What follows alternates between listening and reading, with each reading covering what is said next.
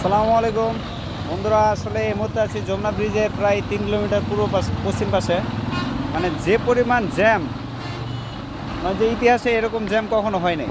আপনারা যদি দেখেন গাড়ির সারি একদম ফ্লাইওভার থেকে শুরু করে, আমরা অলরেডি যমুনা ব্রিজ থেকে 3 কিলোমিটার দূরে আছি, কিন্তু গাড়ির যে সারি দেখা যাচ্ছে, মানুষের ভোগান্তির শেষ নাই। এখানে নাই কোনো মানে খাবার ব্যবস্থা, নাই কোনো হোটেল, ধুলো ময়লা, শিশুদের একদম অবস্থা আরও সমস্যা। একটা একদম দুর্বিষহ অবস্থার মধ্যে পড়ে গেছে। এই অবস্থা থেকে না জানি আমরা কবে পরিত্রাণ পাবো। প্রত্যেকটা ঈদে মানুষের যে দুর্বিষহ যে কষ্ট, এটা বলার কোনো অপেক্ষা রাখে না।